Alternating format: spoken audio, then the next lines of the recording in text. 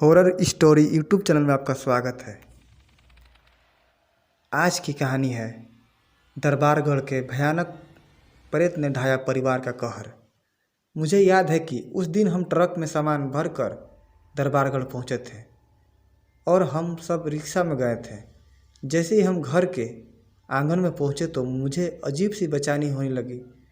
कुछ ही देर में मजदूरों से पूरा सामान घर में रखवा दिया और माँ और दीदी घर सजाने में लग गए। मेरे घर के दरवाजे पर टिकी थी, वहाँ मुझे कुछ अजीब सा धागा नज़र आया। मैंने फ़ौरन वहाँ जाकर देखा तो वह धागा सफ़ेद था, जो पूरी तरह से ताज़े खून से सना हुआ था। यह सब देखकर मेरे तो रोंगटे खड़े हो गए। मैंने फ़ौरन पापा को बताया। हम सब ने पूरे घर की तलाशी ली तो पूरे घर में ऐसे खून से धागे मिलने लगे। कील के होल में से ऐसे धागे, सड़े मांस, छोटे टुकड़े मिलने लगे। मकान मालिक के मुताबिक वह घर पिछले 3 महीनों से बंद पड़ा था। फिर ऐसी चीज़ें घर के अंदर कैसे पहुंची होगी, यह एक बहुत बड़ा सवाल था। पापा ने फ़ौरन मकान मालिक को याद किस्सा बताया। उन्होंने यह बोलकर बात टाल दी कि यह सब किसी कीड़े मकोड़े का काम होगा।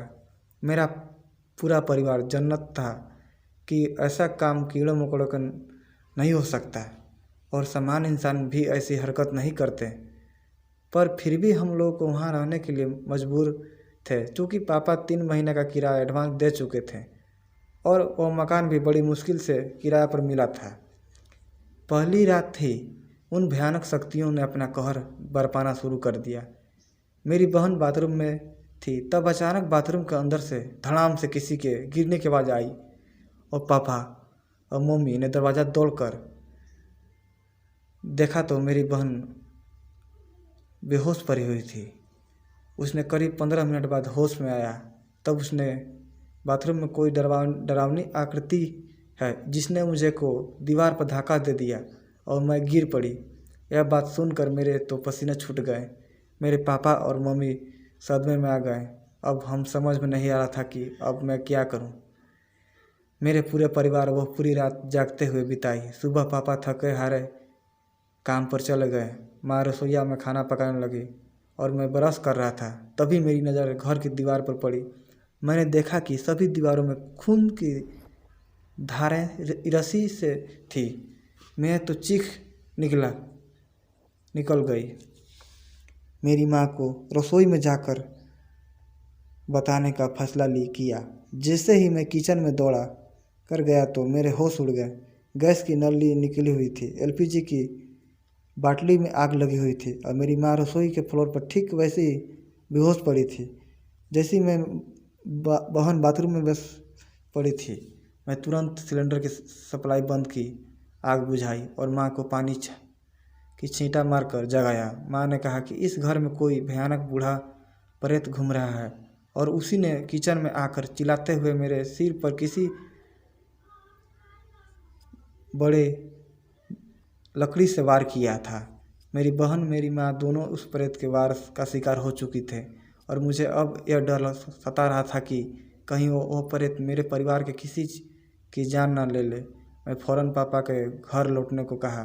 पापा के आते ही मैंने जिद पकड़ ली कि हम आज ही इस घर को छोड़कर जाएंगे, चाहे क्यों ना हो फुटपाथ पर रहना पड़े, सोना पड़े।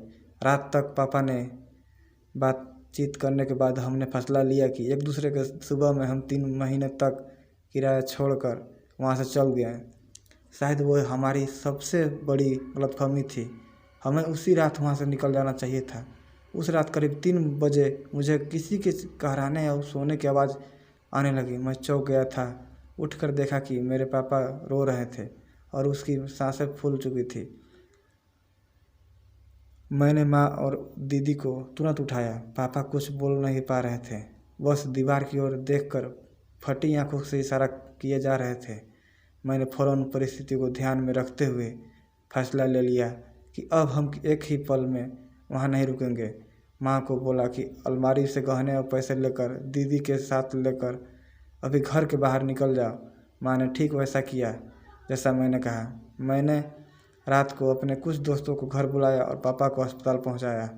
पापा जब ठीक हुए तब उन्होंने कहा कि रात में एक भयानक परछाई दीवार से बाहर आई थी और उसने किसी भी वजन हथियार से मेरे दिल पर वार करना शुरू कर दिया। फिर वह परछाई दीवार में चली गई। उसके बाद मेरे दिल में तेज़ दर्द शुरू हो गया था। उसके बाद मुझे कुछ याद नहीं है। डॉक्टर ने कहा है कि मेरे पापा को माइनर हार्ट अटैक हुआ था। भगवान का शुक्र है कि मेरे पापा की जान बच गई, वरना उस रात के प्रेत ने मेरे तो पूरा परिवार को मारने की ही ठान ली थी। उस रात के बाद कभी हम उस घर में नहीं गए। सामान भी मजदूरों से ही पैक करवा कर वहाँ से बाहर निकलवाया था और मेरे दोस्त की मदद से आज हमारा परिवार खुश है।